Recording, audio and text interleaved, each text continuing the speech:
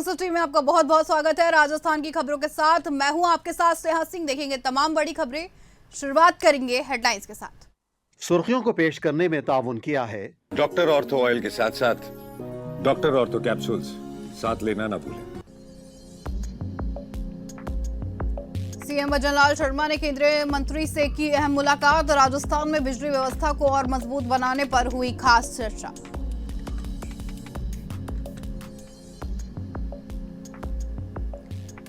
जयपुर में ट्रक ने रास्ते पर खड़े परिवार को कुचला, 3 बच्चों की हुई मौत। पुलिस ने शुरू की जांच।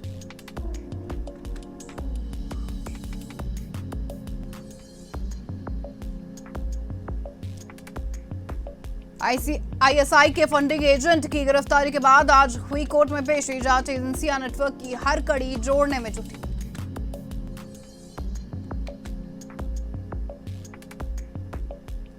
जैसलमेर एलडीसी भर्ती परीक्षा में पेपर बाहर भेजने का आरोप। कांग्रेस और एनएसयूआई ने की एसओजी जांच की मांग।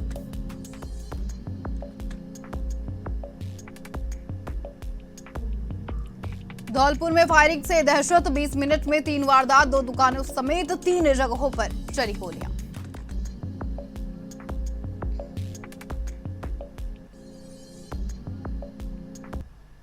इसी के साथ बुलेटिन की शुरुआत करेंगे राजस्थान की बड़ी और अहम खबरों के साथ। सबसे पहले आपको बता दें, राजस्थान के मुख्यमंत्री भजनलाल शर्मा ने आज नई दिल्ली में केंद्रीय ऊर्जा, आवासन एवं शहरी कार्य मंत्री मनोहर लाल से मुलाकात की है। इस दौरान राजस्थान में बिजली व्यवस्था को और मजबूत बनाने, आवास और शहरी विकास की योजनाओं पर विस्तार से चर्चाएं हुई। साथ ही प्रदेश में ई बस सेवाओं के विस्तार और मेट्रो नेटवर्क को आगे बढ़ाने जैसे अहम मुद्दों पर भी बातचीत हुई है। मुख्यमंत्री ने साफ तौर पर कहा कि इन योजनाओं से लोगों को बेहतर सुविधाएं मिलेंगी और प्रदेश के विकास को नई रफ्तार भी मिलेगी।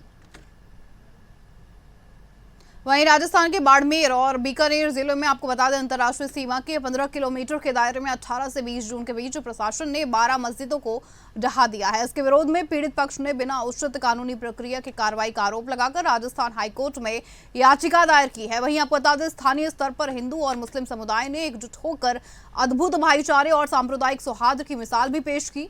आज राजस्थान के पूर्व मुख्यमंत्री अशोक गहलोत ने आपको बता दें, साफ तौर पर कहा कि ये मुस्लिम समाज के साथ बहुत गलत हो रहा है।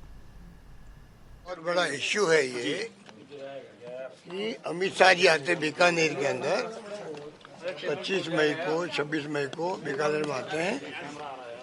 अब पता नहीं उन्होंने क्या इंस्ट्रक्शन दिए हैं कि आज़ादी के बाद में पहली बार पाकिस्तान का बॉर्डर पे बाड़मेर, जैसलमेर, बीकानेर, गंगानगर लगता है, पाकिस्तान बॉर्डर लगता है। वहाँ पे जो है एक तरफा जो मुस्लिम माइनॉरिटी है उनकी मजार और मस्जिदें तोड़ने लग जाते हैं, चुन चुन कर। वहाँ अगर मंदिर भी है और कुछ है तो कोई नहीं परवाह करते। अगर कोई हिंदुओं ने मालूम मजार पे वो अपना इबादत करते हैं, हिंदू लोग भी, क्योंकि पाकिस्तान का बॉर्डर आता है, वो बॉर्डर है जहाँ 30% ज़्यादा मुस्लिम रहते होंगे। आज़ादी के पहले और बाद में दंगा छोड़ दीजिए, आपने तनाव भी नहीं होगा, भी टेंशन भी नहीं हुआ आपस के अंदर, इतने प्यार मोहब्बत से रहते हैं वहाँ की पब्लिक। वहाँ पे आप अचानक ही जो ये तोड़ फोड़ कर दो एक तरफा। और मुस्लिम लोग मेरे पास आए थे, उनका हम चाहते हैं कि वहाँ के जो हिंदू लोग हैं वो खुद ही कोई इश्यू बना रहे हैं, वो अपनी बात कह रहे हैं, वो धरने दे रहे हैं। हम अगर हम करेंगे तो लोग उसको उल्टा मानने निकालेंगे। हम चाहते हैं भाई आप बता दीजिए ईमानदारी क्या सच्चाई है, क्या हो रहा है। आर को नेशनल हाईवे निकलती है तो एक लाइन खींच जाती है, इसके बाउंड्री में जो आएगा वो सभी हटाने पड़ेंगे हमें। एनक्रोचमेंट या एनक्रोचमेंट नहीं है तो बिल्डिंग है, होटल है, कुछ भी है, तो हम नेशनल हाईवे 6 लेन कर रहे हैं। वहीं भाजपा के प्रदेश महामंत्री अजय कुमार ने आज सिरोही जिले के आबू रोड में पार्टी कार्यकर्ताओं के साथ बैठक की। इस दौरान आपको बता दें, संगठन को मजबूत बनाने और आने वाले कार्यक्रमों को लेकर विस्तार से चर्चाएं भी की गई। बैठक में प्रदेश उपाध्यक्ष नाहर सिंह जोधा, प्रदेश महामंत्री डॉक्टर मिथिलेश गौतम, सांसद आपको बता दें लुम्बा राम चौधरी और जिला अध्यक्ष डॉक्टर रक्षा भंडारी भी वहां मौजूद रहे हैं। नेताओं ने कार्यकर्ताओं से संगठन को बूथ स्तर तक और मजबूत करने का आह्वान भी किया है। वहीं राजस्थान के उप मुख्यमंत्री प्रेमचंद बैरवा ने आज अपने सरकारी आवास पर जनसुनवाई कर लोगों की समस्याएं सुनी। इस दौरान आपको बता दें, प्रदेश के अलग अलग इलाकों से आए नागरिकों, जनप्रतिनिधियों और कार्यकर्ताओं ने अपनी बातें रखी। उप मुख्यमंत्री ने साफ तौर पर कहा कि जनता की हर समस्या सरकार के लिए महत्वपूर्ण है। उन्होंने संबंधित अधिकारियों को मामले का जल्द पारदर्शी और प्रभावी तरीके से समाधान करने के निर्देश भी दिए। साथ ही प्रेमचंद बैरवा ने यह साफ तौर पर कहा कि लोगों का भरोसा बनाए रखना और उनकी समस्याओं का समय पर निस्तारण करना सरकार की सबसे बड़ी प्राथमिकता है। वहीं जयपुर में कथित, आपको बता दें, आईएसआई फंडिंग से जुड़े मामले में गिरफ्तार रफीक चंद शेख को 6 दिन की सीआईडी रिमांड पूरी होने के बाद अदालत ने 15 दिन की न्यायिक हिरासत में आखिरकार भेज दिया है। लोक अभियोजक ने यह साफ तौर पर बताया कि जांच एजेंसियां इस मामले की हर कड़ी को जोड़ने में लगातार जुटी हुई हैं। उनका साफ तौर पर कहना रहा कि आरोपी से पूछताछ के दौरान कई अहम जानकारियां सामने आई हैं और अब जांच का फोकस उसके कथित संपर्कों और पूरे नेटवर्क की पड़ताल पर है। फिलहाल मामले की जांच जारी है। 15 दिन के जुडिशियल कस्टडी के लिए भेज दिया है, जो कि 1 जुलाई को पीसी लिया था। उसके बाद आज जुडिशियल कस्टडी कर दी है। देखिए, रफीक चांद शेख के अगेंस्ट बड़े सीरियस नेचर के जो एलिगेशंस लगे हैं और पहला सीक्वेंस में जब केसेस अपने जबरा राम और सुमित कुमार के केसेस चालान पेश हुए हैं, आपको सबको जानकारी है।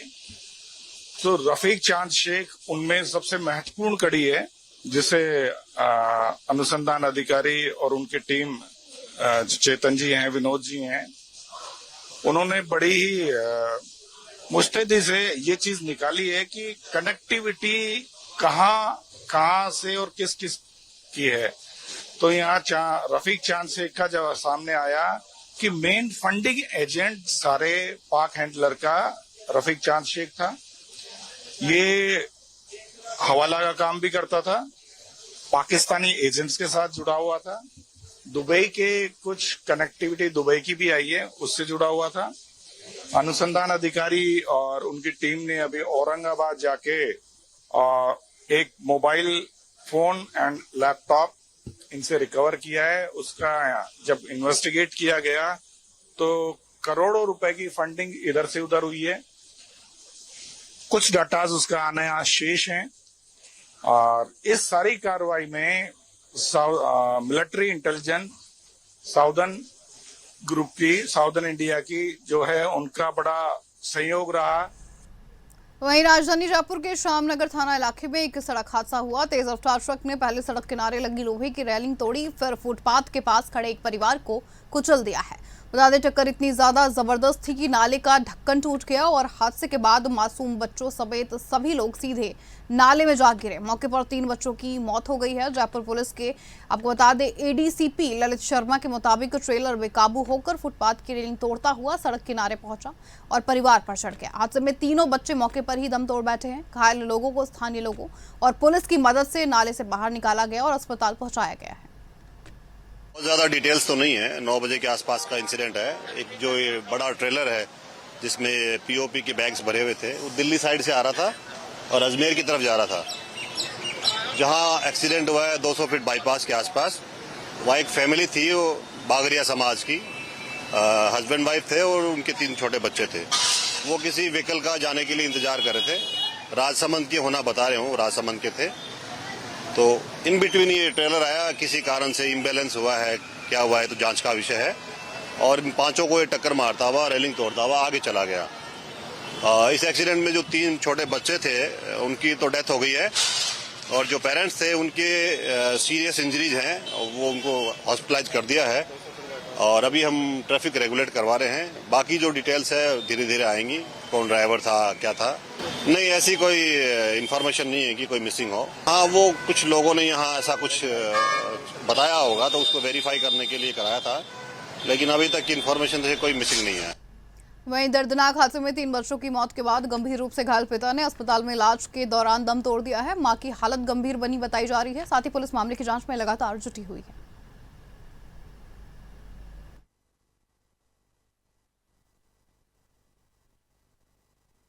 सुबह 9:41 पे जयपुरिया इमरजेंसी में अननोन नाम से बॉडी आई, जो कि अप्रोक्स 40 साल मेल है और वो आरटीए हुआ था, कैजुअलिटी हुई थी उनके, और उनकी बॉडी पे हेड इंजरी थी, ब्लीडिंग हुई भी थी, काफी ब्लीडिंग हो गई थी, लेसरेटेड वुंड्स थे उसके ऊपर और उसका जो लेफ्ट आर्म है उसका 1/3 पार्ट फ्रैक्चर हो चुका था, मतलब ब्रेक हो चुका था, पूरा टिल्ट हो चुका था। उसके बाद में हमने सारे वाइटल्स और एग्जामिन किए, ईसीजी वगैरह लिया, तो उसके बाद में हमने 9:44 पे बॉडी को डेड डिक्लेयर कर दिया है। उसके बाद में हमने बॉडी को मोर्चरी में शिफ्ट किया है और उसके आगे की कार्रवाई जो भी पुलिस को IPCR कर दिया हमने, और उसके बाद में जो भी कार्रवाई होगी आगे की वो वहाँ पे मेडिकल जूरिस्ट में होगी।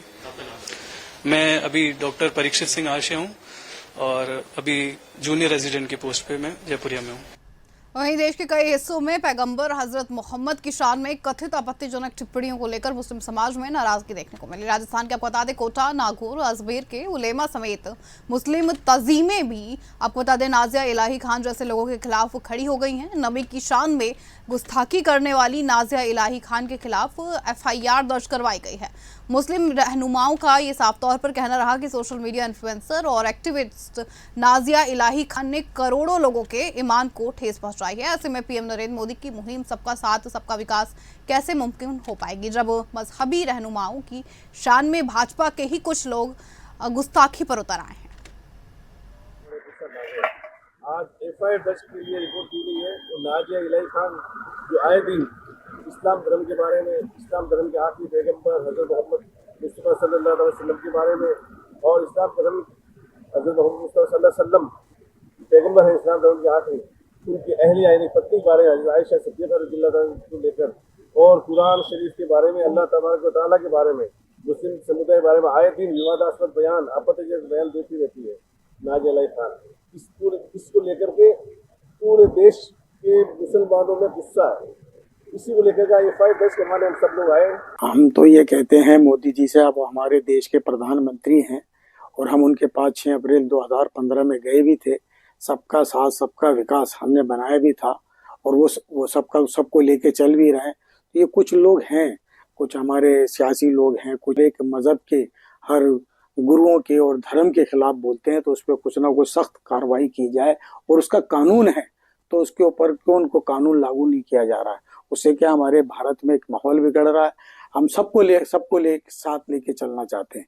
हम उस बारगाह के लोग हैं जो सूफी संतों की बात करेगा वही भारत पे राज करेगा, तो हम वो सूफी संतों वाली बात कर रहे हैं।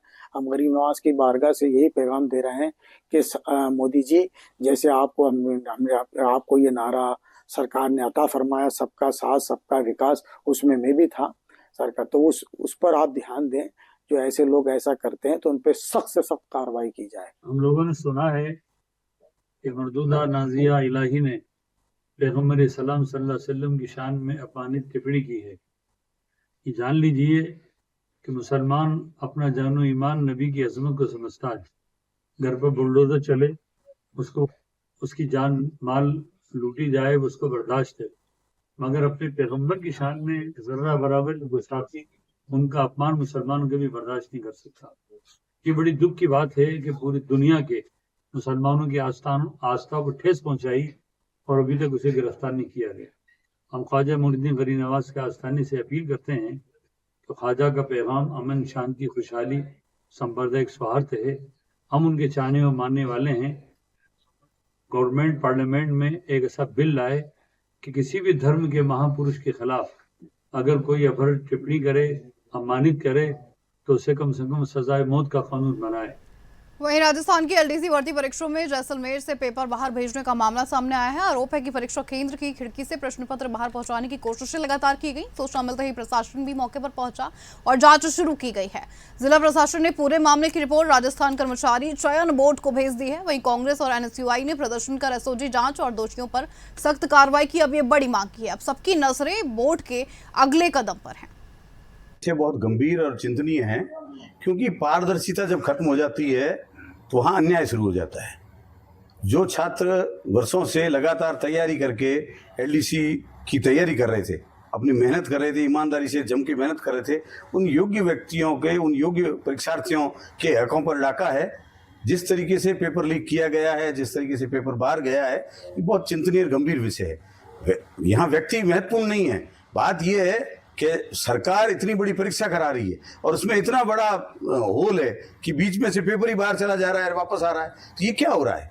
निश्चित तौर पर ये बहुत गंभीर विषय है और ये पूरे देश को, प्रदेश को और जिले को शर्मसार करने वाला विषय है, क्योंकि बार बार ऐसी घटनाएं होने से जो छात्र हैं, जो अभ्यर्थी हैं, जो परीक्षार्थी हैं, उनका विश्वास टूट रहा है सरकार पर, व्यवस्था पर और प्रशासन पर। तो जब सरकार पर, प्रशासन पर और व्यवस्था पर उनका विश्वास उठ जाएगा तो देश में जनता जो है वो असंतोष जनता में पैदा हो जाएगा। तो छात्रों के हितों को देखते हुए हमारा सीधा सी बात है, पारदर्शिता के साथ स्पष्ट जांच हो और जो जो इसमें शामिल है उनके खिलाफ कड़ी कार्रवाई हो और इसकी पुनरावृत्ति नहीं हो, इस तरीके से, ठीक तरीके से इसको पुख्ता किया जाए।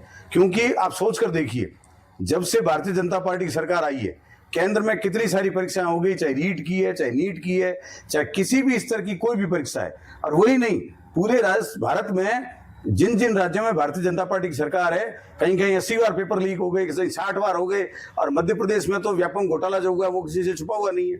कितने सारे लोग मारे गए। इसी तरीके से बार बार जो पेपर लीक होना, ये लोगों में असंतोष पैदा करता है। खासकर वो युवा जो बेरोजगार है, उनके परिजन जो उन बेरोजगार बच्चों को कैसे अपने गहने, अपना खेत, अपनी जमीन गिरवी रखकर पढ़ा रहे हैं, ये सोच के साथ कि कल को वो पास होंगे, चयनित होंगे, वो रोजगार लगेंगे और हम अपना वापस खेत छुड़ा सकेंगे। वहीं राजस्थान के धौलपुर में फायरिंग की घटनाओं से इलाके में दहशत फैल गई। जानकारी के मुताबिक आपको बता दें, सिर्फ 20 मिनट के अंदर 3 लोगों ने 2 दुकानों समेत 3 अलग अलग जगहों पर गोलीबारी की है। घटना के बाद पुलिस ने जांच शुरू भी की और संदिग्धों की पहचान कर उनकी तलाश में प्रशासन लगातार जुटा है। पुलिस का यह साफ तौर पर कहना रहा कि जल्द ही आरोपियों को पकड़ने के लिए कार्रवाई तेज की जा रही है। वहीं इलाके में सुरक्षा व्यवस्था भी अब बढ़ा दी गई है। देखिए, कस्बा राजाखेड़ा में 3 स्थानों पर 3 लोग थे, वो बिना नंबरी एक बाइक पर, अपाचे बाइक पर सवार होकर आए, जिन्हें उनके द्वारा 3 स्थानों पर फायरिंग की गई और हमारी टीम्स हैं तुरंत मौके पर पहुंची। उन्होंने घटनास्थल का विश्लेषण किया, फुटेज एनालिसिस किए और उन तीनों आरोपियों की पहचान हो गई है। लगातार टीम्स दबिश कर रही हैं, शीघ्र ही दस्तयाब कर अग्रिम कार्रवाई की जाएगी। मेरे पास 3 लड़के आए, उनमें से पूछता है कि शांतिलाल कौन है। मैंने कि मैं हूँ, मेरी फर्म का नाम शांतिलाल गारमेंट है। हाँ, इतनी देर में वो आते हैं और सीधे फायर करने लग जाते हैं और मैं डर के मारे ऊपर भाग गया। कितने लोग थे? 3 लोग थे। पहले किसी को मारा भी है क्या? हाँ, यहाँ पर सब्जी वाले के ठेले के पास एक लड़के को मारा है, उसको खून निकल रहा है। वहीं जयपुर में निर्माणाधीन फॉरेस्ट ट्रेनिंग इंस्टीट्यूट की छत गिरने से बड़ा हादसा हो गया है। हादसे में आपको बता दें, वहां काम कर रहे 10 मजदूर घायल हुए हैं, जिन्हें SMS अस्पताल के ट्रॉमा सेंटर में भर्ती भी कराया गया। मजदूरों के मुताबिक आपको बता दें, काम लगभग खत्म होने वाला था, तभी अचानक छत का हिस्सा गिर गया और अफरा तफरी वहां पर मच गई। छत गिरने की वजह अभी साफ नहीं हुई है, लेकिन लापरवाही की आशंका लगातार जताई जा रही है। पुलिस पूरे मामले की जाँच में जुटी हुई है। घटना करीब 7:15 बजे की है सर, और ये जैसे आप देख रहे हैं पीछे निर्माणाधीन यहाँ बिल्डिंग थी, सेटरिंग वगैरह लगे हुए थे, आज छत वगैरह भर रहे थे, उसी दौरान नीचे अचानक छत नीचे गिर गई, जिससे करीब 10-11 मजदूर है, उनके चोटें आई है। घायलों को अस्पताल भिजवा दिया गया और इलाज चल रहा है। सर, क्या बिल्डिंग बन रही थी, कहाँ की? ये वन विभाग की जगह ऐसा सारी, तो वन विभाग की कोई बिल्डिंग बन रही है। वहीं सफेद रंग और शानदार अंदाज के लिए मशहूर नुकरा घोड़े को जल्द ही नई पहचान मिल सकती है। राजस्थान और पंजाब में आपको बता दें, पाए जाने वाले इस खास घोड़े को भारत की 9वीं आधिकारिक घोड़ा नस्ल का दर्जा मिल सकता है। बीकानेर स्थित राष्ट्रीय आपको बता दें अश्व अनुसंधान केंद्र ने इसका वैज्ञानिक सर्वे और दस्तावेजीकरण शुरू कर दिया है। नुकरा घोड़ा अपनी चमकदार सफेद रंगत, मजबूत शरीर और शांत स्वभाव के लिए भी जाना जाता है। मान्यता मिलने से इसके संरक्षण और वैज्ञानिक प्रजनन को बढ़ावा भी मिलेगा। एक अलग से तरह का घोड़ा है, बाकी जैसे मारवाड़ी, काठियावाड़ी इनसे देखने में अलग है। ये कद काठी में मारवाड़ी, काठियावाड़ी से भी हैवी है। हमारे देश में पंजाब और राजस्थान में और बड़े बड़े शहरों में नुकरा नस्ल के नुकरा जो घोड़ा है वो मिलते हैं, और ख़ास करके ये शादी ब्याह और जो सेरेमनी पर डिफरेंट सेरेमनी है उसमें काम में लेते हैं। टांग की लेंथ, पूंछ की लेंथ, ईयर की लेंथ, ये सब मेजरमेंट हमने करीबन 300 घोड़ियों करके एनालिसिस करके हमने रिपोर्ट कंपाइल कर ली है। और अब हम राजस्थान और पंजाब एनिमल हस्बेंड्री डिपार्टमेंट के डायरेक्टर से काउंटर सिग्नेचर करा के हम NBGR जो इसके लिए नोडल एजेंसी है उसको इस अपनी एप्लीकेशन फाइल करने वाले हैं। उसके बाद में NBGR इसको दोबारा वेरीफाई करेगा कि ये ब्रीड अलग से रिकॉग्नाइज की जाए या नहीं की जाए, लेकिन हमें उम्मीद है कि ये एक अलग ब्रीड के रूप में जल्दी रिकॉग्नाइज होने की हमें उम्मीद। वहीं राजस्थान में 7 जुलाई को मानसून और का असर और भी तेज होने जा रहा है। मौसम विभाग के अनुसार पूर्वी राजस्थान के कई जिलों में भारी से अति भारी बारिश की संभावना है, जबकि पश्चिमी राजस्थान में भी मेघ गर्जन, वज्रपात और तेज हवाओं के साथ बारिश का दौर जारी रह सकता है। उदयपुर, सलूम्बर, सिरोही, टोंक और सवाई माधोपुर, आपको बता दें, में सबसे ज्यादा बारिश का अलर्ट जारी किया गया है। वहीं जयपुर, अजमेर, कोटा, भरतपुर, बीकानेर, जोधपुर, नागौर, पाली, चूरू, श्रीगंगानगर और हनुमानगढ़ सहित कई जिलों में भी अच्छी बारिश होने के आसार हैं। यदि देखें तो सबसे अधिक बारिश पिछले 24 घंटों में 82 mm माधोराजपुरा जयपुर जिले में रिपोर्ट हुई है। अभी भी इस सिस्टम का असर अगले 4-5 दिन भारी बारिश के रूप में पूर्वी राजस्थान के कई भागों में जारी रहेगा। विशेष रूप से उदयपुर, कोटा संभाग और आसपास के जिलों में अगले 48 घंटों में कहीं कहीं भारी और अति भारी बारिश की संभावना है। इसके अलावा जयपुर संभाग, भरतपुर और अजमेर संभाग के भी कई जिलों में अगले 3-4 दिन मध्यम से कहीं कहीं भारी बारिश की गतिविधियां जारी रहेंगी। वहीं पश्चिमी राजस्थान के जोधपुर और बीकानेर संभाग के कुछ इलाकों में भी अगले 3-4 दिन मेघ गर्जन के साथ बारिश की गतिविधियां दर्ज होंगी। विशेष रूप से पश्चिमी राजस्थान में 7 और 8 जुलाई को कहीं कहीं भारी बारिश की संभावना है। इसके बाद यदि देखें तो 10 जुलाई से मानसून ट्रफ लाइन अपने नॉर्मल पोजीशन से उत्तर की ओर शिफ्ट होने की संभावना है। यानी कि ये जो सिस्टम फिलहाल बना हुआ है, इसका असर 10-11 जुलाई से जैसे ही समाप्त होगा, एक बार फिर से साउथ वेस्टर्ली विंड्स का असर राजस्थान पे देखने को मिलेगा और तेजी से भारी बारिश की गतिविधियों में कमी होगी। तो 10 जुलाई से अगले 5-4 दिनों के लिए एक बार फिर मानसून जो है मानसून गतिविधियों में कमी होगी। भारी बारिश की गतिविधियां भी थमेंगी। केवल छुटपुट स्थानों पर हल्की मध्यम बारिश की संभावना है। लेकिन फिलहाल अगले 4-5 दिन राज्य के कई भागों में भारी और अति भारी बारिश के लिए ऑरेंज और येलो अलर्ट जारी किया गया है। वहीं राम मंदिर ट्रस्ट की बैठक को लेकर आम आदमी पार्टी के सांसद संजय सिंह ने बयान दिया। उन्होंने साफ तौर पर कहा कि दान में कथित चोरी के आरोपों को लेकर ये कहा गया कि सिर्फ इस्तीफा देना काफी नहीं है, बल्कि ट्रस्ट को भंग किया जाना चाहिए। संजय सिंह ने पूरे मामले में जवाबदेही तय करने और जांच की मांग की है। हालांकि उनके आरोपों पर ट्रस्ट की ओर से क्या प्रतिक्रिया आई, ये अभी सामने नहीं आया है। ये बड़ी अजीब बात है कि इतनी बड़े चोरी क्या डकैती के मामले में जो पूरी तरीके से प्रभु श्री राम के मंदिर को लूटने का काम किया, जिस व्यक्ति ने चढ़ावे में चोरी, आभूषण में चोरी, जमीन में चोरी, निर्माण में चोरी, कोई कुछ छोड़ा ही नहीं जिसमें चोरी न की, ऐसे व्यक्ति का सिर्फ इस्तीफा ले लेना, ये तो कोई सजा नहीं हुई। जितना बड़ा महापाप किया है इन लोगों ने, इनके खिलाफ तो ये कोई कार्रवाई नहीं हुई। फिर तो कोई अधिकारी भ्रष्टाचार करेगा, इस्तीफा दे देगा अपने पोस्ट से। कोई जज भ्रष्टाचार करेगा, इस्तीफा दे देगा अपने पोस्ट से। कोई नेता भ्रष्टाचार करेगा, इस्तीफा दे देगा अपने पोस्ट से। भाई कार्रवाई क्या हुई उनके गुनाहों के लिए? उन्होंने जमीन खरीद में करोड़ों का घोटाला किया, क्या उनकी गिरफ्तारी हुई? चढ़ावे में चोरी के मामले में इन लोगों की संलिप्तता है। चंपत राय और अनिल मिश्रा की जानकारी में सब कुछ हो रहा था। ऐसे एक नहीं अनेक प्रमाण हैं। बावजूद इसके इनकी ना अब तक गिरफ्तारी हुई, ना इनको जेल भेजा गया, ना इनके खिलाफ कोई कार्रवाई हुई। इस्तीफा कौन सी कार्रवाई है? इस्तीफा तो इनका 2021 में हो जाना चाहिए था, जब मैंने सारे कागजात दिए थे। 2 करोड़ की जमीन 18.5 करोड़ में खरीदी गई थी, उसी वक्त हो जाता। तो इसे लगता है कि ये लीपापोती करने का काम किया गया है। इस्तीफा दिलाने के पहले ऐसा माहौल बना दिया गया कि इस्तीफा बहुत बड़ा त्याग हो गया। तो मुझे लगता है कि ये पूरा देश और देश के करोड़ों राम भक्त, करोड़ों सनातनी इस बात को देख रहे हैं और समय आने पे इसका हिसाब लेंगे। वहीं दिल्ली को हरा भरा बनाने के लिए 70 लाख पेड़ लगाने का अभियान शुरू किया गया। आपको बता दें, नानकपुरा रिज में पौधारोपण कार्यक्रम के दौरान केंद्रीय गृह मंत्री अमित शाह ने भी हिस्सा लिया। भाजपा सांसद कमलजीत सहरावत ने साफ तौर पर कहा कि ये पल सिर्फ पेड़ लगाने का नहीं, बल्कि दिल्ली के पूरे पर्यावरण तंत्र को बेहतर बनाने का है। मंत्री रविंद्र इंद्रजीत सिंह ने भी बताया कि यमुना सफाई और हरित दिल्ली के संकल्प के साथ ये अभियान शुरू किया गया है। उन्होंने कहा कि इलेक्ट्रिक बसों और ईवी नीति के जरिए भी प्रदूषण कम करने पर काम किया जा रहा है। दिल्ली सरकार का इनिशिएटिव 70 लाख पेड़ दिल्ली में लगाने का और दिल्ली के जो पहले लगा हुआ है कीकर का पेड़ जो कि किसी उपयोग का नहीं है, उसको हटाकर दिल्ली के लिए उपयोगी और प्रकृति के लिए उपयोगी पेड़ों को वहां पर रिप्लेस करना बहुत अच्छा एक प्रयास है और मैं दिल्ली सरकार को बहुत बधाई देना चाहती हूं। और आज हमारे आदरणीय गृह मंत्री जी भी इस प्रयास में आए और जिस तरह से ये प्रयास किया जा रहा है, मुझे लगता है अगर पहले से इसका ध्यान रखा जाता तो दिल्ली में वो पेड़ होते जो कि यहाँ की इको जो हमारा सिस्टम है उसको मेंटेन करते। ये बर्ड्स के लिए उपयोगी हैं और इससे दिल्ली में जो केवल आप कहिए पेड़ नहीं है बल्कि दिल्ली के पूरे इकोलॉजिकल सिस्टम को ठीक करने की कोशिश है। मैं दिल्ली सरकार का बहुत धन्यवाद करती हूँ।